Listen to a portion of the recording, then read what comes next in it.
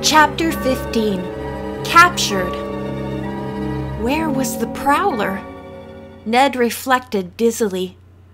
Rising to his knees, he saw the beam of a flashlight far across the expansive basement.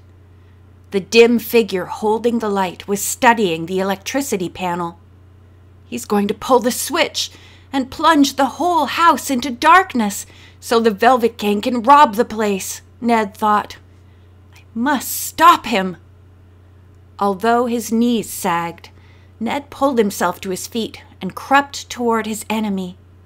The man's hand reached for the switch. Ned sprang at his quarry, but a split second too late. The switch was pulled as the two went down in a tangled heap, rolling on the hard cement floor.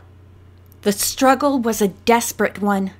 Ned had but one purpose in mind: to knock out this muscular, wily opponent so that he could switch the lights on again.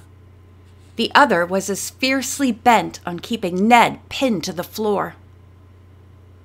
Meanwhile, Nancy had concentrated on the white-haired woman. Following at a careful distance, she observed the agile way the old lady walked when she thought she was not being noticed.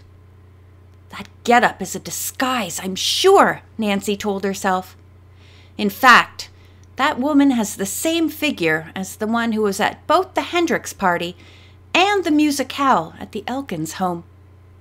It became apparent to Nancy that the woman knew exactly where she was going. The old lady stepped quickly past the side entrance and turned into a hallway.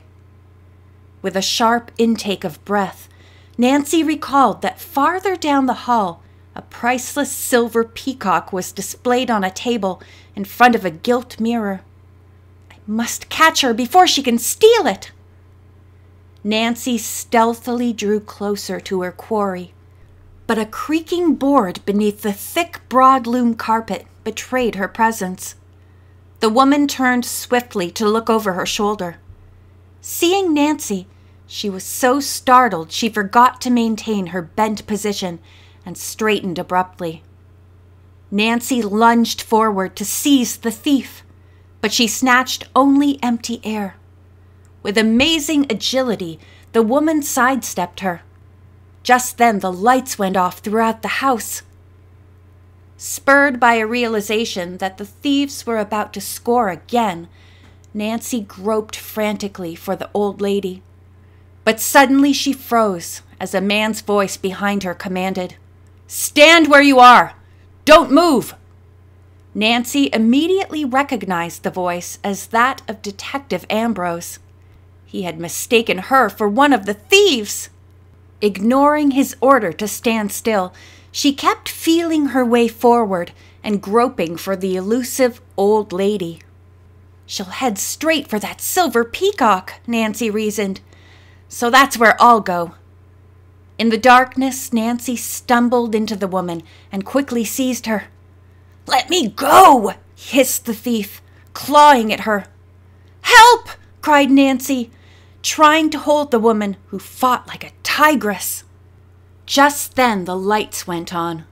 Detective Ambrose was running down the hall toward Nancy and her captive, a green-cloaked figure in a black velvet mask. "Hang on!" Ambrose shouted. "She has the peacock!" Nancy cried, as the prisoner vainly tried to hide the long-tailed silver bird beneath her coat. The detective seized the masked woman and held her firmly while Nancy retrieved the valuable ornament. Then she pulled off the velvet hood. Nancy had expected to expose the Javanese masquerader from the Hendricks party. Instead, she faced the sullen-looking young woman who had assisted in George's abduction. "One less masked thief!" Detective Ambrose exclaimed. "Where are the rest of them?" The woman did not answer. After a moment, the detective snapped a pair of handcuffs on her. "Come along, sister," he said. Meanwhile, Nancy had glimpsed something white sticking out from behind a nearby cabinet. She pulled out the wig which the masquerader had been wearing. Before Nancy could tell the detective about it, Mrs. Dwight, accompanied by Mr. Lightner, came hastily down the hall. Both had been fearful of trouble when the lights went out. "What happened?" Mr. Lightner demanded. Mrs. Dwight, who looked faint, said nothing. "Well, I guess we've got to give Miss Drew credit," the detective said. "She caught the thief." "Very fine," said Mr. Lightner. "What I want to know is how this woman got in here." Nancy held up the wig. "She was wearing this. Did you admit a white-haired lady?" Mrs. Dwight hastened to explain about the invitation to the woman she had never seen. "It was this way," she said apologetically. "Miss Wilkins, one of the invited guests, called me early this morning to ask if she could bring her elderly aunt and uncle. I told her yes, but explained the necessity for them to have properly marked invitations." "You sent the extra ones?" Nancy asked. "Yes, by special messenger. I marked the invitations myself," Mrs. Dwight admitted. "It was a mistake, I realize now, but I know Miss Wilkins well. I had no reason to distrust her." Mrs. Dwight at once sought Miss Wilkins among the guests. The young woman immediately denied knowing the prisoner.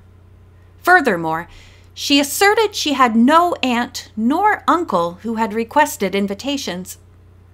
"Just as I suspected," Ambrose declared. "This woman is a smart cookie. She used Miss Wilkins' name to get marked invitations." During the questioning of the prisoner, plainclothesmen had been searching the grounds. Now one of them reported to the detective that none of the gang had been found. Nancy spoke up. "This woman wasn't working alone. A man was with her. He was probably the uncle. I talked to him. Oh, where did he go?" Suddenly, the group was startled by the unexpected appearance in the hallway of a disheveled Ned Nickerson. His uniform was torn, his face bruised, and his hair mussed. "Ned!" Nancy cried in dismay. "You've been in a fight!" "And how? That fellow you assigned me to follow proved to be a tough customer." "He got away?" "Yes," Ned admitted. "I could have held him, but I had no choice between turning the lights on or letting him go. I thought by switching them on I might stop a robbery up here." "And you did," Nancy informed him. "If the lights hadn't gone on just when they did, I'm sure this woman would have escaped." Ned told of the fight in the basement. His story was interrupted by Detective Ambrose. "That's funny. We had a man posted down there to watch the lights. What became of him?" "Mac wouldn't leave his job." Alarmed, Detective Ambrose turned his prisoner over to a plainclothesman and dashed to the basement.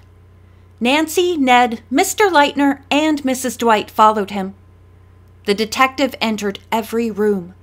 As he opened the door of the cold storage section, he uttered a startled exclamation.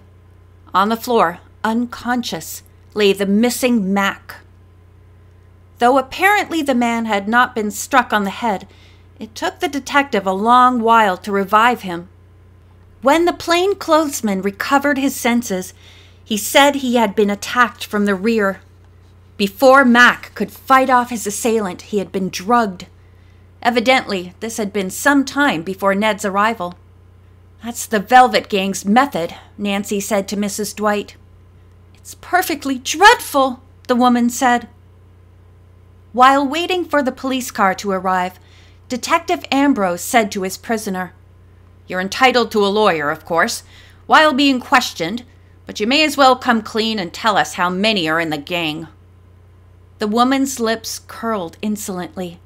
"Try and find out." After she had been taken away, both Mrs. Dwight and Mr. Lightner complimented Nancy for her quick thinking and prompt action. They also thanked Ned for his part in the affair. Due to the efficient work of the young couple, not a single valuable object had been stolen. "I only wish I'd caught that man," Ned said ruefully. He and Nancy remained at the party another hour, thoroughly enjoying themselves as guests this time. but the mystery was their chief topic of conversation. Ned declared with satisfaction, "Well, we've made a start toward clipping the wings of that gang." "Maybe. Friday is the test." "Why Friday, Nancy?" "It's the final date that was marked on the lining of the hooded mask." "But after tonight, you don't think the Velvet Gang will dare?" "They'd dare anything, Ned.